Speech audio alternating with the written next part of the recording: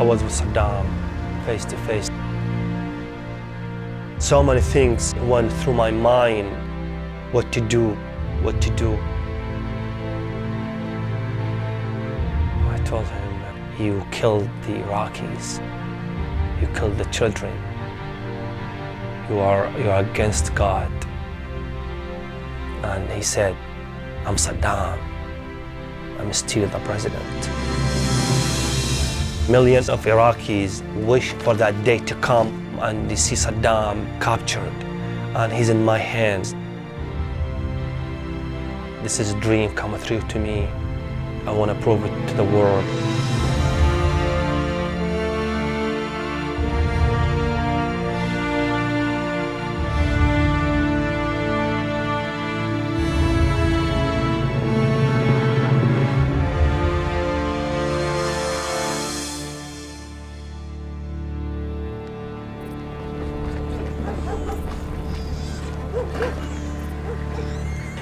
I was born and raised in Iraq, 1970, in Nasiriyah in the south of Iraq. I left the country when I was 20 years old. The reason I left because I was involved with the uprising during the Gulf War, 1991. Samir was among tens of thousands of Iraqi Shi'a Muslims driven into exile after the 1991 Gulf War. It was a stark choice for anyone who'd taken part in the Shia uprising that followed the war. Leave home and survive, or stay and risk death.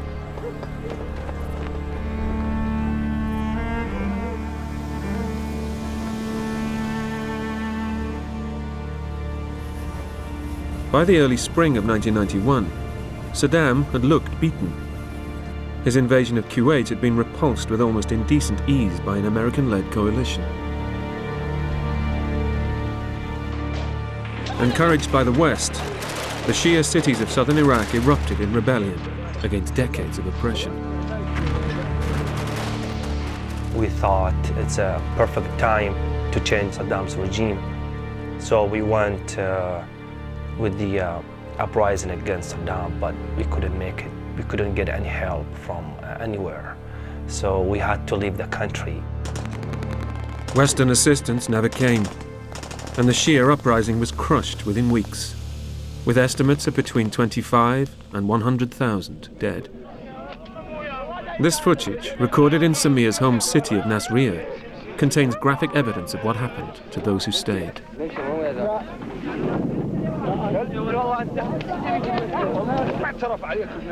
The man in the heavy coat was Saddam's cousin, Ali Hassan al-Majid. Better known in the West as Chemical Ali, he had directly ordered the mass murder of Kurds.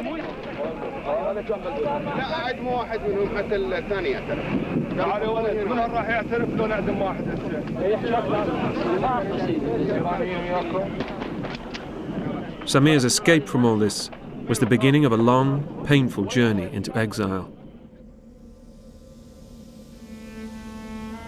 We were thousands of us in the refugee camp in Saudi Arabia. I had to live there for 3.5 years in a tent, middle of the desert. It was a bad experience for me. It's really hard to live in a tent, not knowing what your future is. Pretty much we lost hope. In 1994, Samir was finally accepted as a political refugee by the United States. Then in 2003, America led the invasion of Iraq. I asked if I can help as a fighter or a soldier or anything to go and help. And the only thing it was open, the position for me is to be as a translator. 12 years after he was forced from his homeland, Samir would return and get his revenge.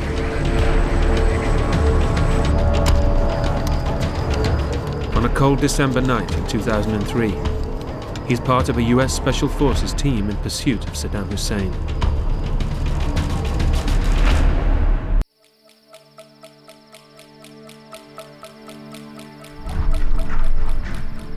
the US Army in Iraq has a lead on a fugitive. Codename, High Value Target 1. Tonight they will try to capture him. My brigade commander, Colonel Jim Hickey, came to me that morning and laid out for me that we'd gotten this information. We did a good look at the forces available, and we had a discussion of what forces he would need to execute this.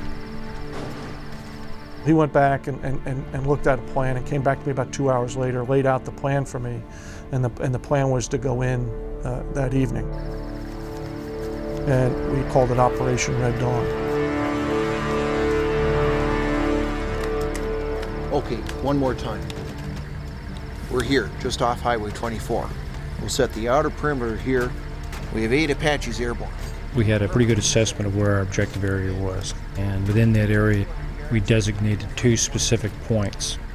The first one was entitled Wolverine 1, the second one Wolverine 2, simply so we can communicate to one another.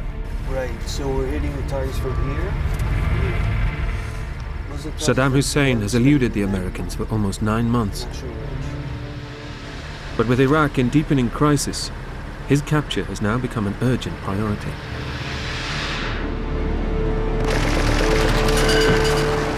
The invasion had seemed to be over so quickly. It all began on the 20th of March 2003. But by the 9th of April, American troops were at the gates of Baghdad. For a few brief weeks, the atmosphere was one of heady celebration.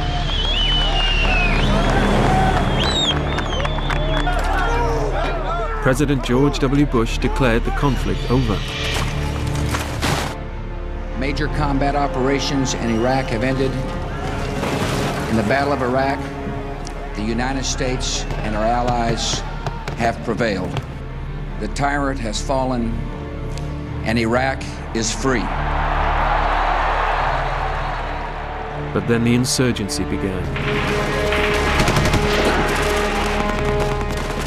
Coalition troops were now in a war of attrition against an invisible enemy.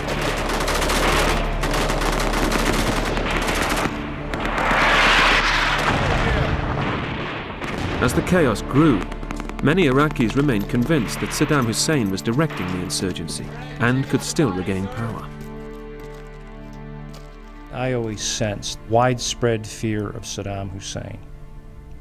And I felt that within my area, if he could be killed or captured, it would dramatically reduce the tension of the people living in my area. And that was my aim, was to achieve a stability within my area of operation. That was my mission. Only 3 people know Saddam's exact hiding place tonight.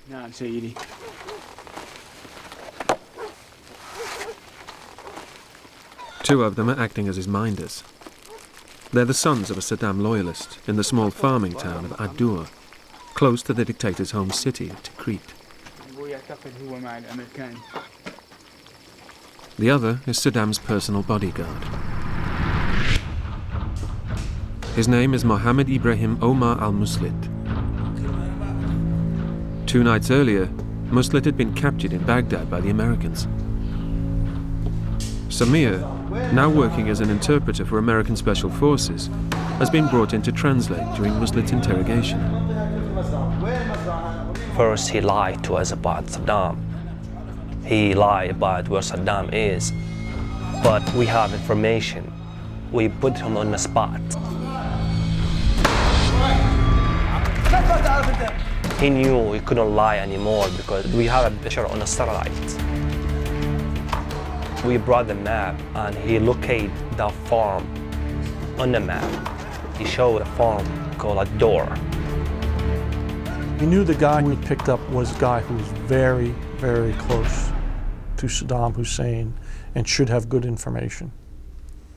What we didn't know if he was telling us the truth, if he was putting us on a wild goose chase. He started crying and he said, "Don't kill me. I will take you to Saddam before it gets too late. Let's go now." I guess I would say I took the information. We took it very seriously, obviously, when we executed the mission. But if you told me I thought we were going to capture Saddam Hussein that specific night, I would have told you 50-50 chance. The first stage in Operation Red Dawn begins.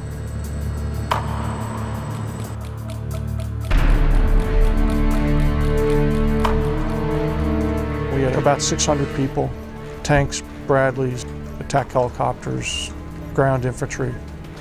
Colonel Hickey briefed me. I added a little bit of more aviation because I wasn't quite happy. We then approved the plan for execution that evening.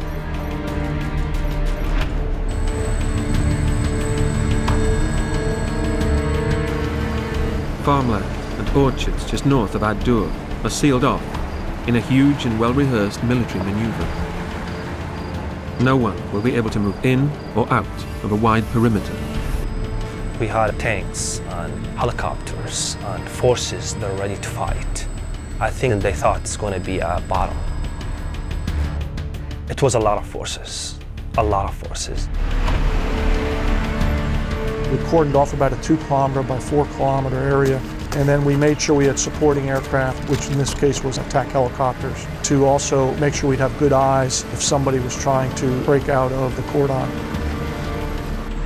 Inside the cordon are the targets, the 2 farmhouses known as Wolverines 1 and 2. The 4th Infantry Division is expecting to encounter fierce resistance from well-organized Saddam loyalists.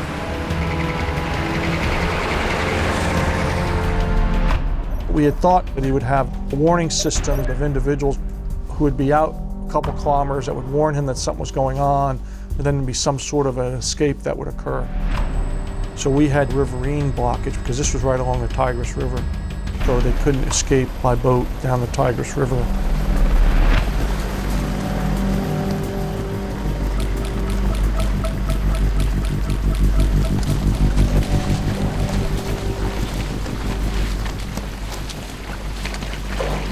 Lieutenant Colonel Steve Russell is in charge of blocking any escape along the River Tigris, which runs close to the 2 farmhouses.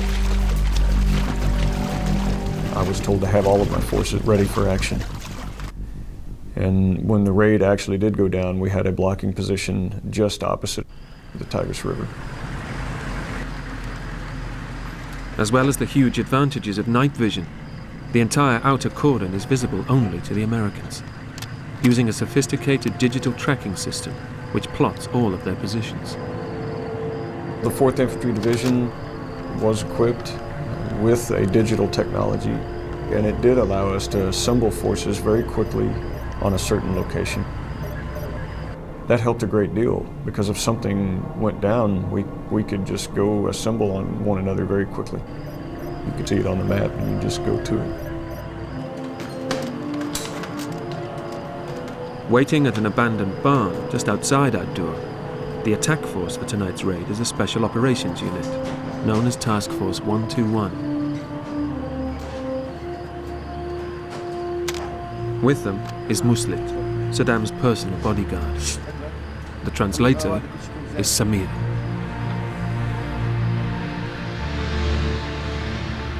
He is now just a few kilometers from his tormentor of 12 years ago.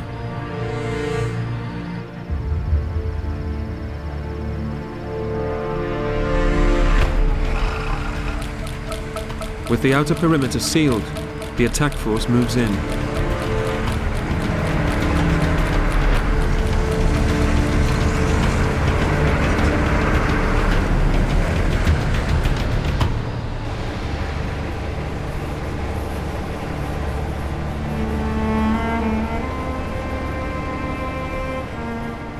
When you think about Saddam Hussein, the dictator, the killer, the criminal, the man who ruined his country for 35 years.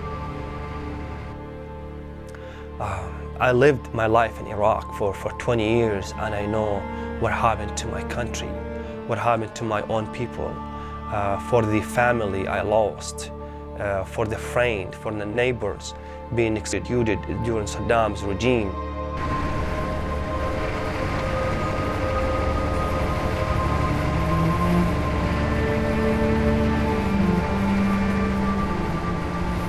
Colonel Hickey moves up with the Special Forces as they head towards what he believes will be Saddam Hussein's last hiding place.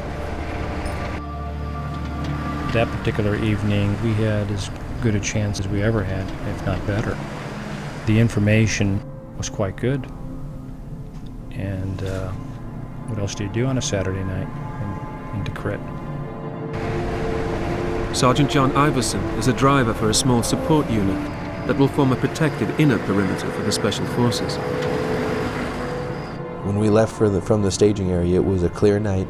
We had no problems with any of our equipment or our night vision glasses, which normally arise when you have not enough illumination at night or maybe too much. It just seemed to be one of those nights where nothing could go wrong equipment-wise or weather-wise.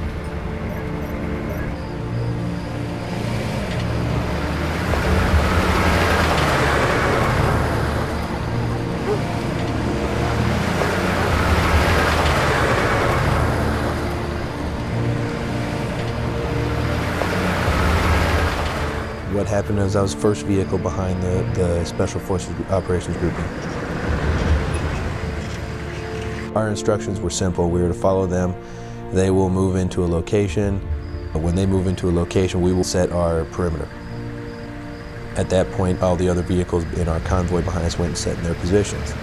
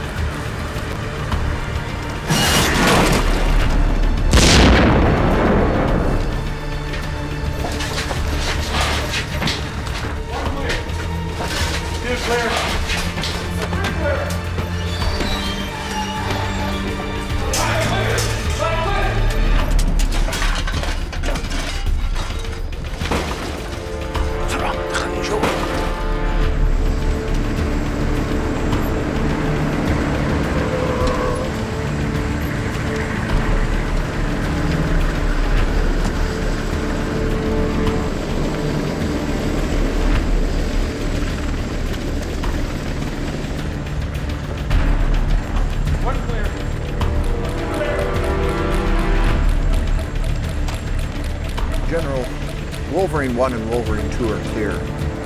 No sign of HVT 1. Yeah, we got one more place to check out. When I got a call from Colonel Hickey, and he told me, we've finished Wolverine 1, Wolverine 2, and we haven't found anything. Now time had elapsed. It gave people time to move around, to maybe understand we were out there. My thought that we were going to get them that evening did diminish quite a bit. Next to the Tigris River, and midway between Wolverines 1 and 2, is a desolate farm building, barely fit for human habitation.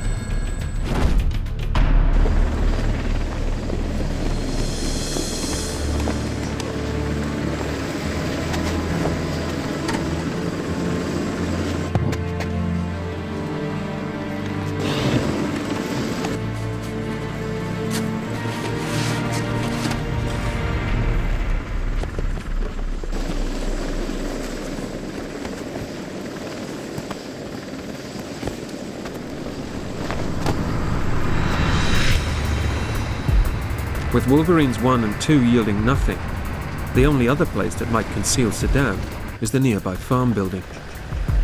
But in the dark, the route to it is a difficult one, through a complex maze of tracks. Even Muslit is unsure.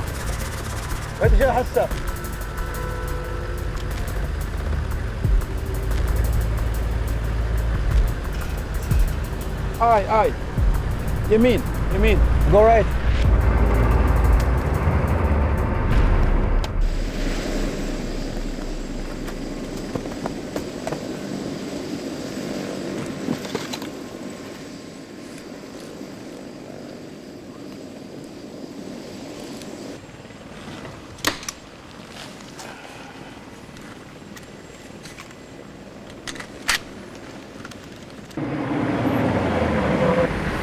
Left or right?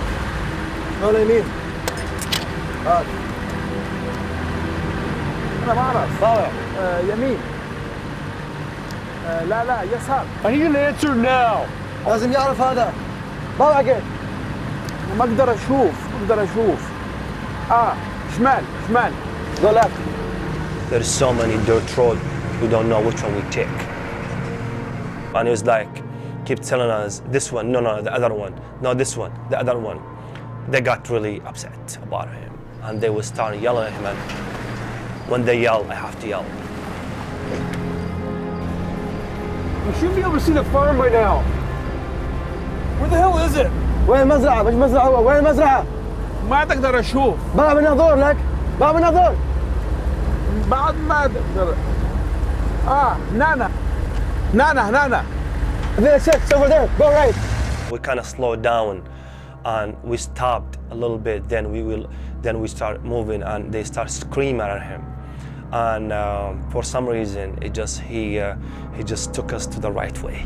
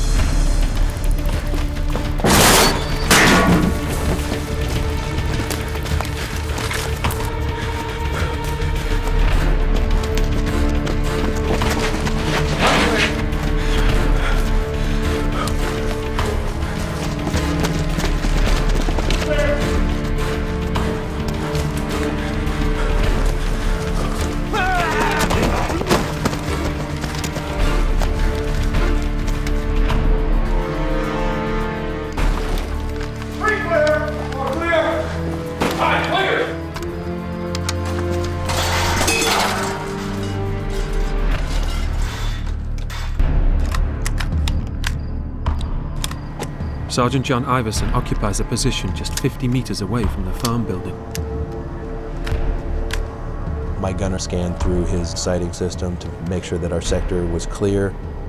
By that time, I had already seen that they had entered the compound area.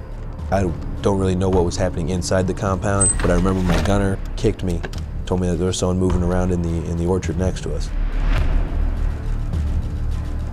I looked out with my night vision, and I saw that there was someone who was coming out. My truck commander told me snatch him up, so I went out with my night vision.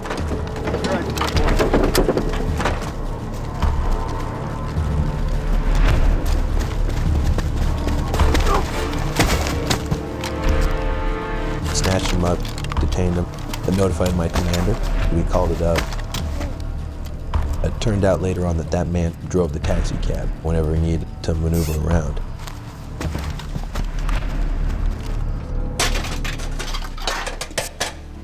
Although there are signs that this crude farm building had been inhabited tonight, it looks like another dead end.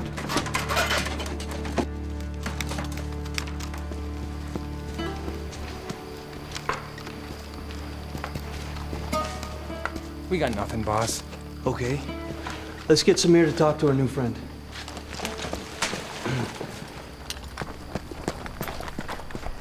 Samir, we need you.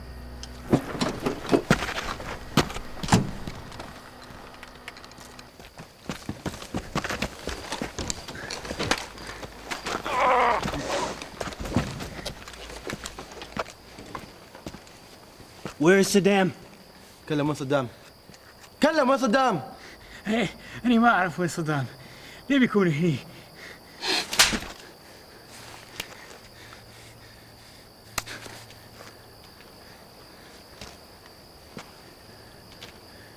كلم لك وين صدام. كلم. والله صدام مو موجود. They're both lying, boss.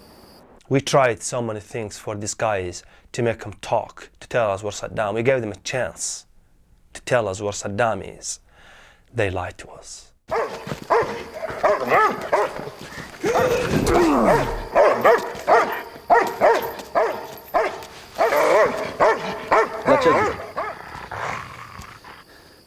ما اقدر احكي ريقي ناشف اعطيني مي.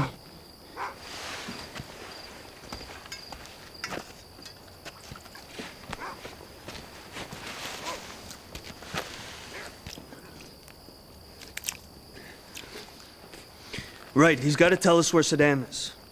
وين صدام؟ احنا نعرف صدام وجه هنا، تكلم.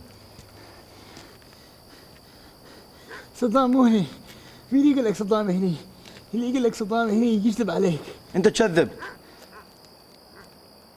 القوات الامريكيه كانوا هني مرتين يدوروا ما يلاقوا حدا، ما يلاقوا صدام. ماكو صدام هني. وين الخندق؟ ماكو خندق. ماكو صدام. كلم وين صدام؟ كلم وين صدام؟ اكو خندق هنا انا اعرف. وين الخندق؟ ماكو صدام هني. وين صدام؟ احنا نعرف صدام وجه هنا، تكلم. كلم وين صدام؟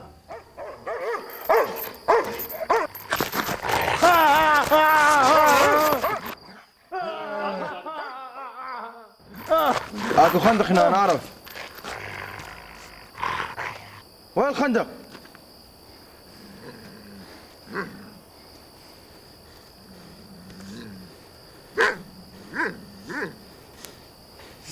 فين؟ اكو خندق. هنا وين؟ لازم اخذك عليه. لازم اوريك اياه. He sees the tickets to the bunker. Okay, let's go. طلع وين البنكر؟ يلا شوف.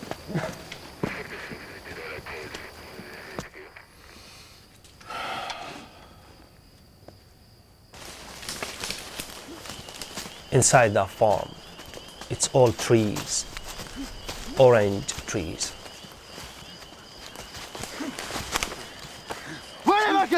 I think the reason he took us inside there because the forces, they were standing on top of that bunker. He tried to walk us away from that place. وين؟ كلم وين الخندق؟ هذا هو الخندق. وين هذا هو؟ هني حوالينا كلها. هذا هو الخندق. لا تكذب، وين الخندق؟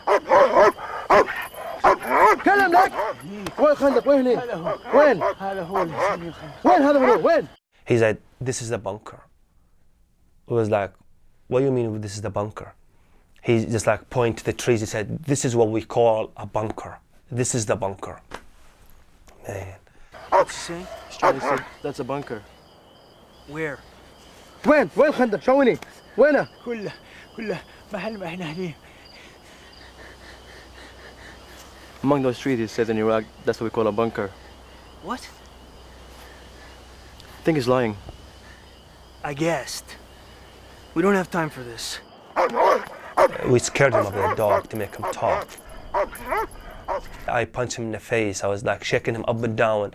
You know, you have a chance to tell us where Saddam is. كذاب! ها! نتكلم كذاب!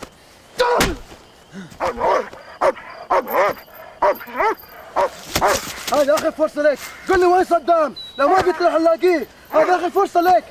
بروح تشوف أهلك. كلم معاي. This is going nowhere. Let's get back to Muslim.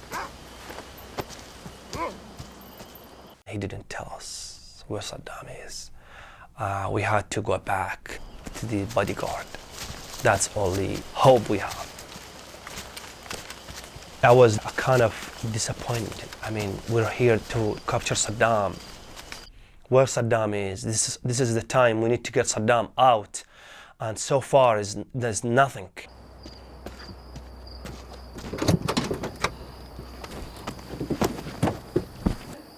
صدام موجود هنا، احنا نعرف. لا تكذب. لا تكذب، قول وين صدام.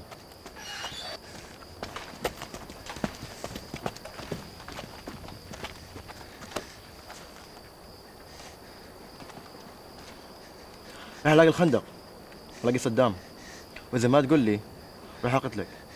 قول لي الحين هذا آخر فرصة لك تكلم. أنا ما أعرف وين صدام، ما أعرف وينه، يمكن محمد يعرف.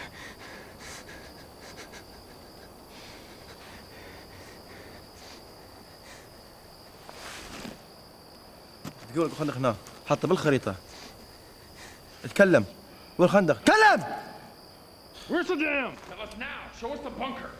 تكلم.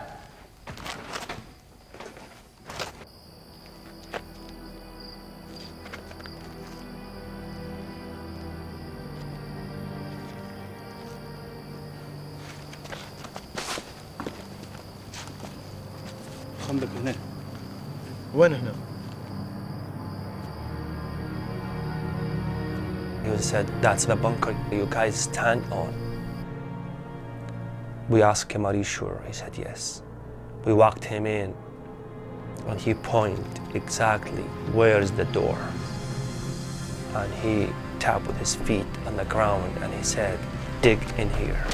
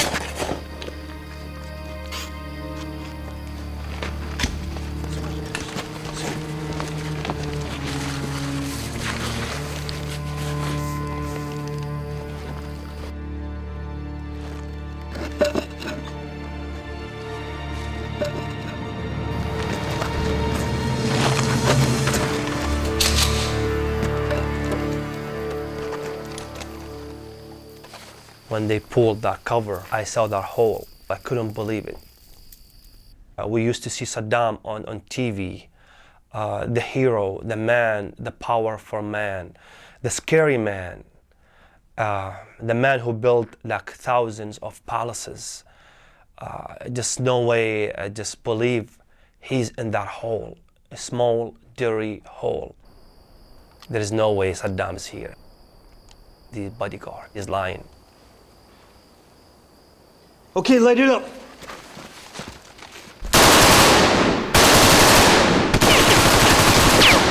لا تقتلني. لا ترمي. لا ترمي. لا تقتلني. Samir, come and talk to him. Tell him to come out before he gets killed. Tell me once you both hands up. بدك اطلع. ارفع ايدك.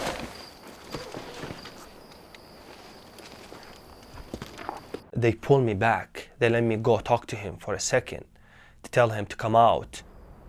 And then they pull me back. I think the reason because they don't want nothing to happen. Maybe Saddam pull a gun and fire, or like he was gonna commit a suicide, or like a bomb is gonna come out of that hole. And for some reason, I didn't thought about it. Just Saddam is near, the man who destroyed my life. I want to see him. I want to pull him out. Boss, please let me talk to him. Okay. Be careful. Tell him I want to see both hands up. رويني ايديك، ايديك الثنتين. لا تخاف كل شيء يكون زين، رويني ايدك. لا ترمي. لا ترمي. زين اطلع حتى لا تموت. ارفع ايديك حتى تبقى حي. لا تخاف كل شيء يكون زين، رويني ايديك الثنتين.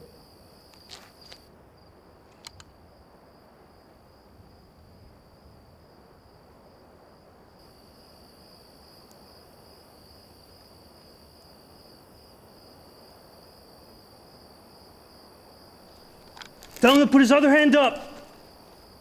حط ايدك الثانية بعد. For some reason, he thought we want his left hand. He put his right hand down, and he just with the right left hand up. And I told him no, both hands. حط ايدك برا. ايديك الثنتين.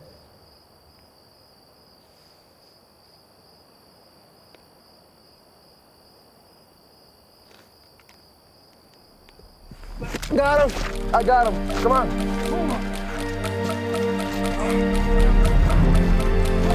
I'm not gonna forget that moment, the way Saddam looked when we pulled him out. He started saying in English, America, why? That's Saddam's sound. He looked so old and so tired. He looked so scared and shaken.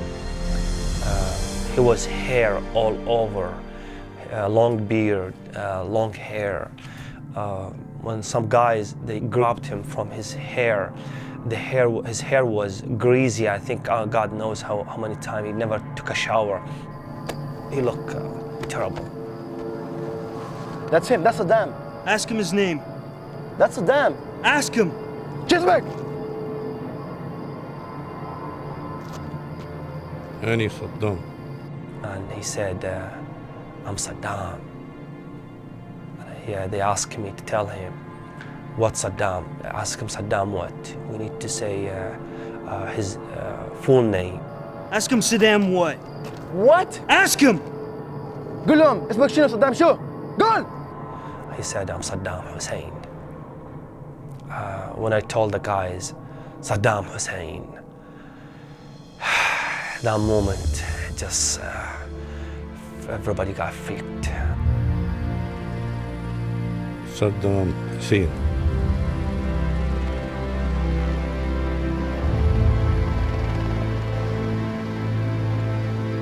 Yeah! All right!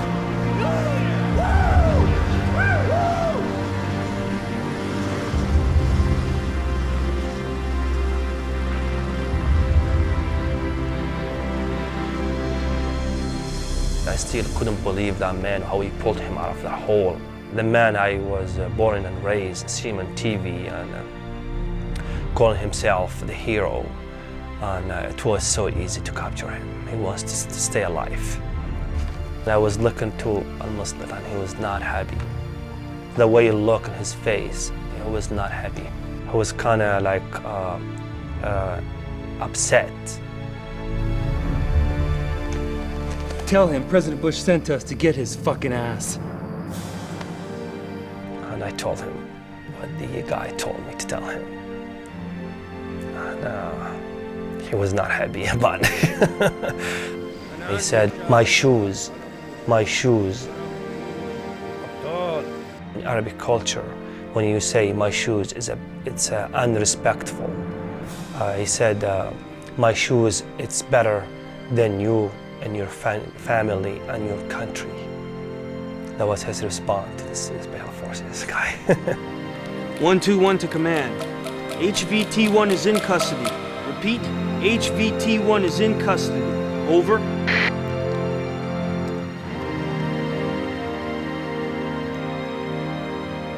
The million of Iraqis wish for that day to come and they see Saddam dying or captured. And he's in my hand. Just so many things went through my mind. What to do. I thought about to kill him at that night. It just for some reason I couldn't do it. I want Saddam to be alive on TV, to show us to the world, to show it to the Iraqis. This is the coward man. انت دمرت بلدي. وين وعدك قلتها على التلفزيون؟ انت تقول انت بتحارب قوات التحالف. انت ما سويت شيء، انت جبان. وين الجيش تاعك؟ وين قوات التحالف؟ وين الشعب؟ جحر. انا عندي الشعب اللي يحارب على مودي. العراقيون الابطال، اعظم العراقيين. هيحاربوا الامريكان، هيحاربوا لاني اني صدام حسين، اني رئيس العراق. وانت لا تحشي وياي بهالطريقه. I want him to feel like he's no one, he's nobody. The same way he made us feel for many years. انت خريه. لا تحشي وياي بهالطريقه. انت لا شيء. انت خائن، انت جاسوس، انت مو عراقي. انت قتلت شيعة، قتلت الاكراد، دمرت بلدي. انا ما دمرت هذا البلد. الامريكان سووا. اني صدام حسين. العراقيين الزين يعرفوني، مو انت مو زين. انت لا تسوى شيء. I had to punch him in the face. I punched him a couple times in the face. with some kicking in the face and in the head, and he started bleeding from his mouth. And to make him stop telling me I'm a traitor, I'm a spy. The forces told me to stop hitting him anymore. Search him! When we found that pistol, we had to pull some clothes out of him to make sure he's not have a bomb or anything connected to his belt. He didn't use that pistol. He's not even willing to use his pistol to fight. It was Saddam Hussein.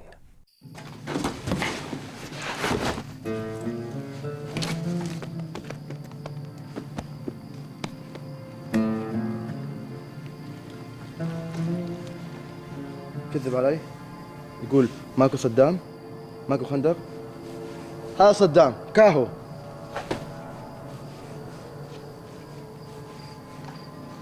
كذاب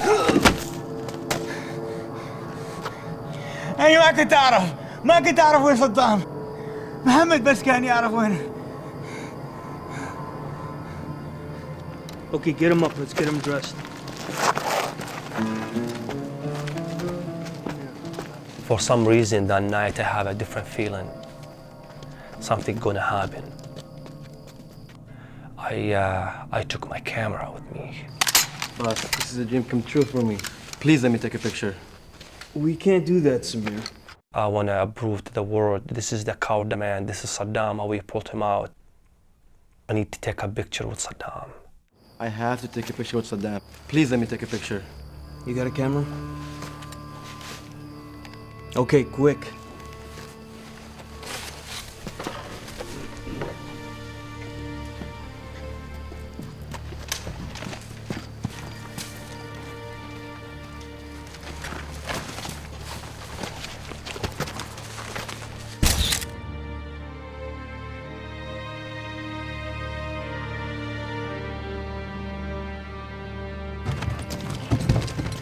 Inside that bunker, they found a green box.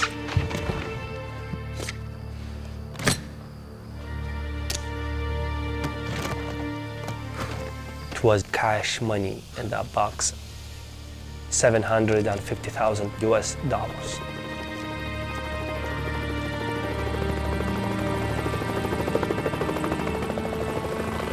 It was so dark that night. In Iraq, one thing you love, the sky is so clear and you can see every single star in the sky. It's beautiful, beautiful. For some reason, Saddam was looking to the sky, looking right and left, looking to the palm trees. I was looking at him. شوف النجوم والسماء الحلوة؟ شوف النجوم والسمو اللي فوق؟ عمرك ما هتشوفهم بعد هيك. بحطك في سرين في كيوبا لآخر يوم في حياتك. أنت تستاهل هذا. ما أنظر للنجوم، أنظر لله. أنت ما تعرف الله. تقتل الأطفال والنساء والكبار. مش حرام عليك؟ أنت ما تعرف الله. أني صدام، الله يحبني. He said, God loved me, and I'm Saddam Hussein. I'm a good man, and people know who Saddam is.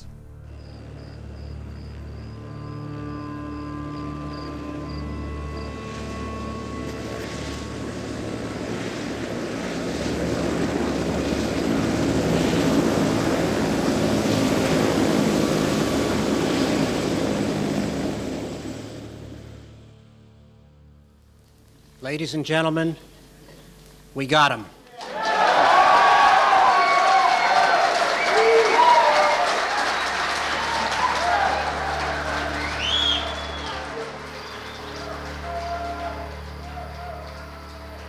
Saddam Hussein was captured Saturday, December 13th at about 8:30 p.m. local.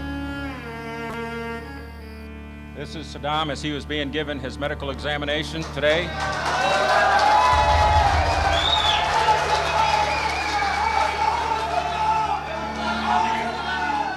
Saddam had this quality about him that people believed that he was almost invincible. In fact, the way he gave up and didn't fight and gave himself up to us right away was against everything he told everybody else to do. I think forever that probably tarnished Saddam Hussein in the eyes of all Iraqis. This is the man I left my country for. This is the man I haven't seen my family for 13 years. Because of him, we got him. We got Saddam. To me, it was, I think, a special feeling because sometimes I think I'm just a victim of Saddam. So.